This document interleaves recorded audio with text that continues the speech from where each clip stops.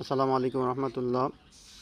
গণপূর্ত অধিদপ্তর, গণপূর্ত ভবন, ঢাকা, সংস্থাপন শাখা 4, নিয়োগ বিজ্ঞপ্তি 2026।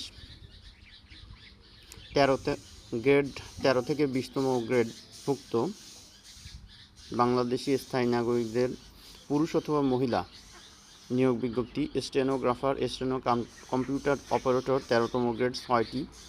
বিশ্ববিদ্যালয় থেকে দ্বিতীয় শ্রেণীর বা সমমানের সিজিপিএতে স্নাতক। ইমাম 14তম গ্রেড 3টি। মাদ্রাসা শিক্ষা বোর্ড থেকে কামিল, কওমি মাদ্রাসা থেকে দাওরায়ে হাদিস।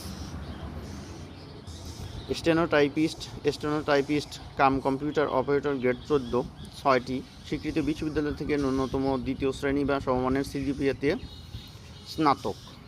নকশাকার 36টি, 15তম গ্রেড। ড্রাফটিং সনদপত্র সহ এসএসসি পরীক্ষায় উত্তীর্ণ অভিজ্ঞদের অগ্রাধিকার দেওয়া হবে। ভিটি অ্যাটেন্ডেন্ট গ্রেড 15 3টি। মাধ্যমিক উচ্চ মাধ্যমিক শিক্ষা বোর্ড থেকে এসএসসি বা সমমানের পরীক্ষা উত্তীর্ণ। ভোকেশনাল ট্রেনিং ইনস্টিটিউট বা টিটিসি থেকে ট্রেড ইলেকট্রিশিয়ান কোর্স উত্তীর্ণ। অফিস সহায়ক 123টি, 20তম গ্রেড। স্বীকৃত যে কোনো শিক্ষা বোর্ড থেকে এসএসসি বা সমমান।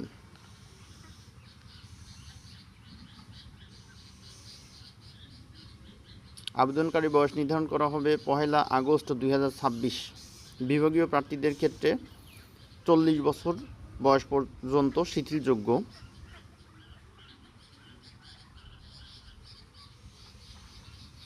আবেদন করতে হলে pwd.teletalk.com.bd ওয়েবসাইটে প্রবেশ করতে হবে। আবেদন শুরু 2রা আগস্ট 2026 সকাল 10টা থেকে 31শে আগস্ট 2026 বিকাল 5টা পর্যন্ত। ছবি 300x300, স্বাক্ষর 300x80, ছবি 100 কিলোবাইট আর স্বাক্ষর 60 কিলোবাইট। আর অন্যান্য নীতিমালা এখানে দেওয়া আছে। যারা আবেদন করতে চান আবেদন করতে পারেন। এখানে সর্বোচ্চ পদ দেওয়া আছে 123টি। অফিস সহায়ক 13তম গ্রেড থেকে 20তম গ্রেড পর্যন্ত।